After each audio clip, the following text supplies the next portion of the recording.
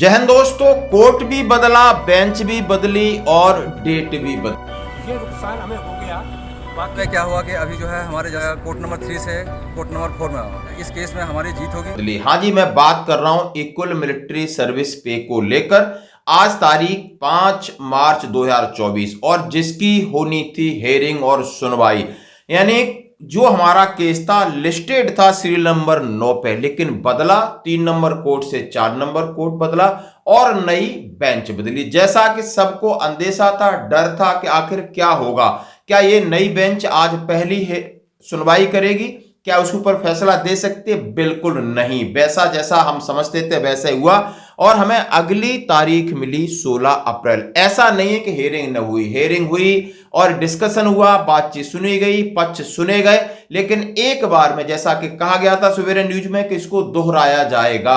अरे हमारा पक्ष भी सुना जाएगा, हमारी पूरी बात हुई, अब सरकारी पक्ष भी सुना जाएगा क्योंकि बेंच नई है। जैसे कि उत्सुकता थी कि यानी कि इस बार डिसीजन हो जाना चाहिए, लेकिन बेंच बदलने से हमारा भी मन में एक संदेह था कि नहीं, अब हमें अगली शायद डेट लंबी मिले। अच्छा हुआ कि बहस हुई, सकारात्मक हुई, पूरा पक्ष रखा गया। फिर एमओडी के वकील को उनकी राय के लिए समय दिया गया कि आप 16 अप्रैल तक अपनी बात रखिए। लेकिन दोस्तों बात यह है कि चुनाव से पहले यह अंदेशा था कि शायद ये 2-3 महीने लंबी डेट जाए या इस केस को लंबा फेंकने की है या कोई और स्ट्रेटेजी है। वैसा कुछ नहीं हुआ, सिर्फ इन्होंने, आप समझ सकते हो कि हमें 16 तारीख मिली, यानी 40 दिन बाद फिर इसकी दोबारा हेयरिंग होगी। देखिए, ये एक नॉर्मल प्रक्रिया है। हम लोग बड़े 1 साल से बहुत केस को मजबूती से लड़ रहे थे, समय ले लेके लड़ रहे थे और ये करीब बहस ऑर्डर में जाना चाहिए था, लेकिन सरकारी वकील ने 45 मिनट आधा घंटा टाइम मांगा अपने आर्गूमेंट के लिए, तो जज ने पार्टली हट से रिलीज कर दिया।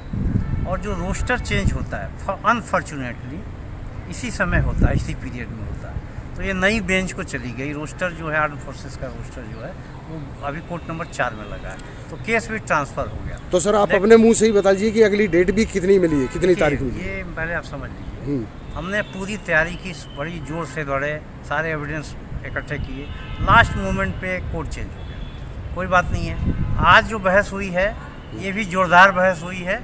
जज ने मान दिया और 16 अप्रैल को 3:30 बजे का समय मुकर्रर किया है पूरे बात सुनने के लिए। आज जो प्रिलिमिनरी ब्रीफिंग करना था कि हम क्यों केस एमएसपी लेके आए हैं, ये हमारे वकील नीतीश गुप्ता जी ने अच्छी तरह से जज को समझा दिया।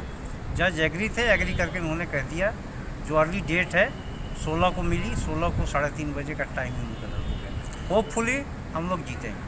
तो जो ये फैसला हो सकता है, दोनों चीजें सामने। देखो दोस्तों, ये चीज इतना आसान नहीं, ये वो मुद्दा है कि 2018 में बुरी तरह चला था दोस्तों, रोड सड़कों पर चला और लोग पूरी जनरल रावत साहब ने पूरी कोशिश की, एमओडी ने पूरी कोशिश की, लेकिन जाकर के कैबिनेट और फाइनेंस मिनिस्ट्री ने इसको नकार दिया था कि 610 करोड़ रुपए सालाना का खर्चा आ रहा था और जिसमें सिर्फ रिकमेंडेशन के 10,000 आप एमएसपी करिए, सिर्फ और सिर्फ जेसीओ की थी।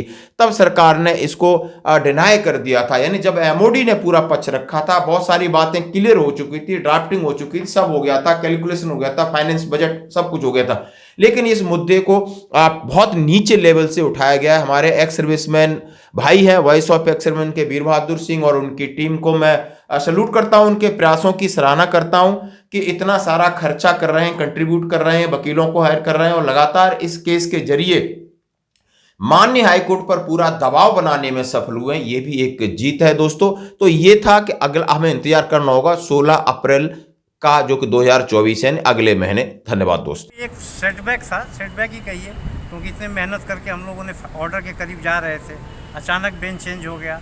ये नॉर्मल प्रक्रिया है, ये रोस्टर चेंज होते रहते हैं, साल में जनवरी का समय होता है, तो उस दायरे में हम लोग फंस गए। लेकिन यहाँ भी बहस बढ़िया हुई है, प्रिलिमिनरी बहस से जज साहब संतुष्ट हैं और अगले डेट में हार्डली हम आधा घंटा और लेंगे, हम अपनी बहस